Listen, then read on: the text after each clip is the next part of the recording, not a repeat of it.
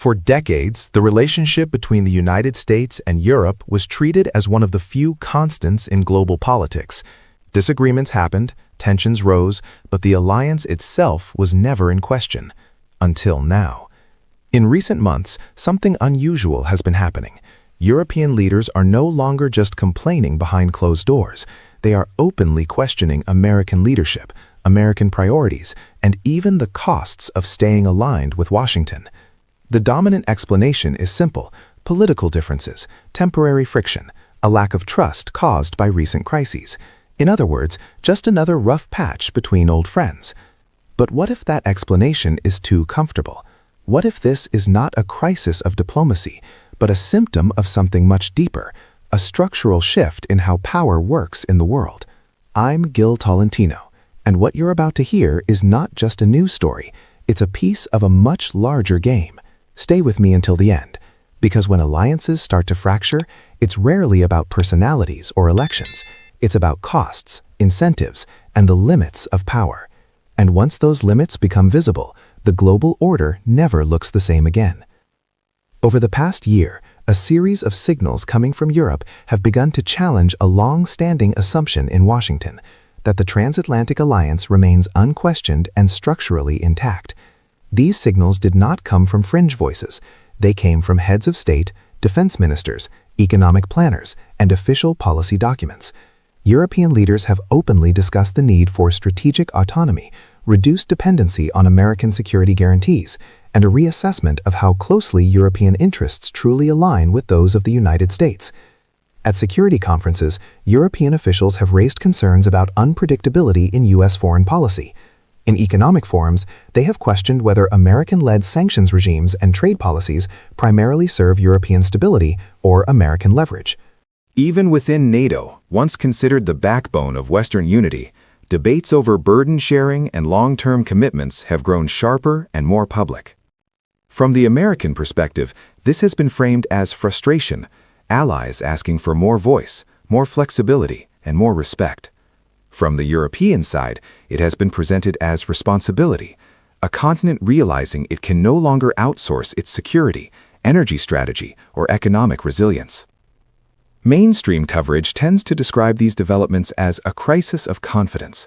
Europe, the story goes, is reacting to recent shocks, prolonged war on its borders, economic pressure from sanctions, and political polarization across the Atlantic.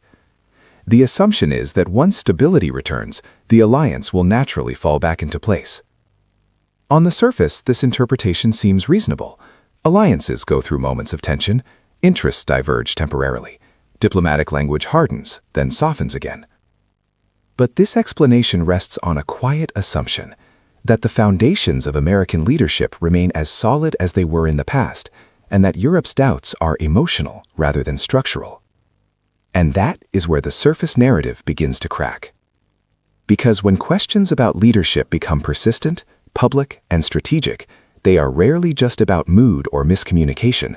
They are about cost, dependency, and long-term survival in a changing system. And to understand whether this moment is temporary friction or something far more consequential, we first need to look at how this story is being framed and what that framing leaves out. The dominant way this story is being told is familiar, reassuring, and deliberately narrow. According to mainstream analysis, what we are witnessing is not a structural shift, but a temporary crisis of confidence inside the transatlantic relationship. In this frame, Europe's growing unease is explained through recent disruptions. American politics has become unpredictable. Strategic priorities have shifted toward Asia. Europe, facing war on its borders and economic pressure at home, feels exposed and anxious. The result, we are told, is frustration, not rupture. This interpretation emphasizes personalities, electoral cycles, and communication failures. Different administrations, different tones, different styles of leadership. Under this logic, the problem is not American power itself, but how it is being exercised at the moment. The solution, therefore, appears straightforward: rebuild trust, reaffirm commitments, improve coordination. More summits, more statements, more symbolic gestures of unity. Another version of this framing presents Europe's behavior as overdue maturity. In this view, calls for strategic autonomy are not a challenge to the United States, but a healthy evolution. Allies finally carrying more responsibility, reducing the burden on Washington, and strengthening the alliance as a whole. Both interpretations share a crucial assumption that the underlying structure of American leadership remains stable and broadly accepted. The alliance may be under stress, but its foundations are intact. What is striking is not what this framing explains, but what it avoids. It rarely asks whether American dominance itself has become more costly than beneficial, not just for Europe, but for the United States. It does not question whether dependence has turned into vulnerability, or whether alignment now produces risks alongside protection. By focusing on tone, trust, and diplomacy, the dominant narrative keeps the discussion safely within familiar boundaries. It transforms strategic doubt into emotional discomfort, and structural tension into a matter of perception. This makes the story easier to digest and politically convenient on both sides of the Atlantic. But convenience is not the same as accuracy, because when alliances begin to question not just how power is used, but whether it still serves their long-term interests, the issue is no longer communication, it is incentive. And once incentives shift, narratives follow, often to hide what is really changing. To understand why this moment feels different, we have to move away from rhetoric and look at incentives, not declared values, not official speeches, but costs, benefits, and who carries the burden of the current arrangement. For the United States, global leadership has long been framed as both responsibility and advantage. Military presence across Europe secures strategic depth, control over security architecture reinforces political influence, and leadership within alliances helps sustain the dollar's central role in the global system. But leadership also comes with escalating costs. Maintaining forward military deployments, underwriting alliance security, and absorbing geopolitical risks requires constant political and economic investment. As domestic pressures grow inside the United States, the gap between the cost of leadership and its perceived return becomes harder to justify. From Europe's perspective, the incentive structure looks different. Dependence on American security has provided stability, but it has also limited strategic autonomy. European economies have absorbed the impact of sanctions regimes, energy disruptions, and geopolitical confrontations that were not always initiated in Europe's direct interest. Energy is a revealing example. Europe's shift away from Russian energy was framed as a moral and strategic necessity, but the economic cost was largely borne by European industry and consumers. At the same time, alternative supplies flowed through American-linked markets, reinforcing existing asymmetries. Defense follows a similar logic. Calls for increased European military spending are presented as shared responsibility. Yet this spending often strengthens American defense industries, technological standards, and logistical systems, further entrenching dependence rather than reducing it. These dynamics do not imply conspiracy. They reflect how systems operate. Incentives align power upward, not evenly, and over time, actors begin to notice when participation in a system produces diminishing returns. European calls for strategic autonomy are best understood through this lens. They are not emotional reactions to American politics, nor symbolic gestures of independence. They are rational responses to a structure where alignment increasingly means exposure, economic, political, and strategic. At the same time, the United States faces its own incentive dilemma. A more autonomous Europe could reduce American influence, but it could also reduce American costs. The alliance, once a clear asset, now exists in a gray zone, where benefits and burdens are unevenly distributed and increasingly contested. This is why familiar explanations fall short. What is happening is not simply disagreement, it is a slow renegotiation of who pays, who decides, and who absorbs risk. And when incentives begin to shift on both sides of an alliance, the problem is no longer diplomatic, it becomes structural. Because systems endure not through loyalty, but through balance. And once that balance starts to tilt, no amount of reassurance can fully restore it. To see what is really happening between the United States and Europe, we need to step back from the present moment and look at how power behaves over time. not as ideology, not as intention, but as a system governed by incentives, costs, and limits. History shows a recurring pattern. When a dominant power builds an international order, it initially benefits from scale. Alliances expand, trade grows, security arrangements stabilize entire regions. The system appears efficient, even natural.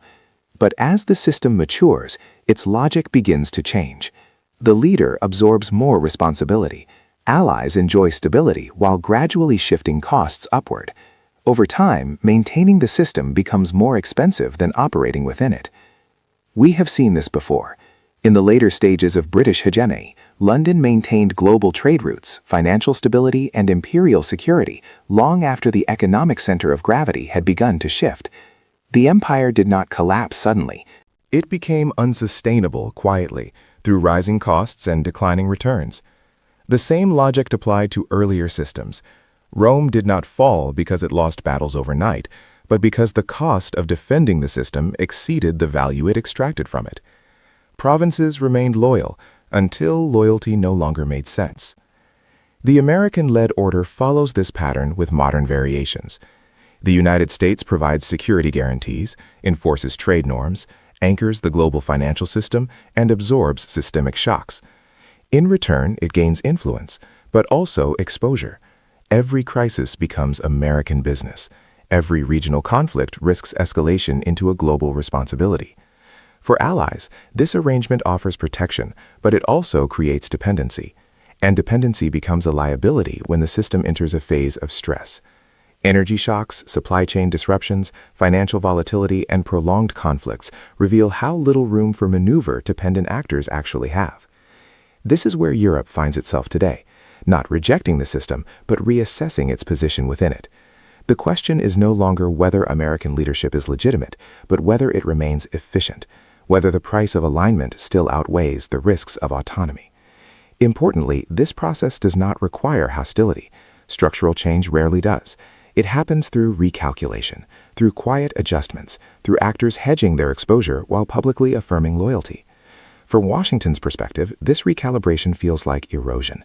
From Europe's perspective, it feels like insurance. And this tension is not unique to the transatlantic relationship. It is a feature of systems approaching their limits. The system does not collapse. It fragments. Responsibilities decentralize. Influence becomes contested. Rules are followed selectively rather than universally. Once this phase begins, alliances stop functioning as guarantees and start functioning as negotiations. And that is the deeper shift now unfolding, not just between the United States and Europe, but across the entire global order. When the transatlantic relationship begins to recalibrate, the consequences do not stop at the Atlantic. They ripple outward, reshaping calculations across the global system. For China, a less cohesive Western alliance presents both opportunity and risk. On one hand, fragmentation reduces the effectiveness of coordinated pressure, economic, technological, and diplomatic. On the other, uncertainty increases instability, making long-term planning more difficult even for rising powers. Russia views these shifts through a different lens. A Europe questioning its dependence on Washington weakens the psychological unity of the Western Bloc, but it does not automatically translate into strategic advantage. Fragmentation does not mean alliance, and autonomy does not mean neutrality. It means unpredictability. For the Global South, the implications are more immediate. A world where alliances function as negotiations rather than guarantees creates space for maneuver. Countries gain leverage by engaging selectively, balancing relationships rather than choosing sides. But this flexibility comes at a price: reduced predictability and fewer systemic protections. Institutions built around American leadership also feel the strain.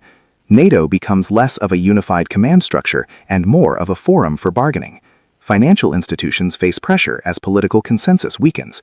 Sanctions lose effectiveness when coordination frays and enforcement becomes uneven. Even the dollar's central role, while still dominant, begins to face subtle challenges, not from a single rival currency, but from fragmentation itself. More bilateral trade, more regional arrangements, more hedging against dependency. None of this signals immediate collapse. Power does not vanish overnight. What changes is the texture of the system. The rules remain, but they are applied inconsistently. Commitments exist, but they are conditional. In such an environment, stability is no longer guaranteed by alignment alone. It must be constantly negotiated.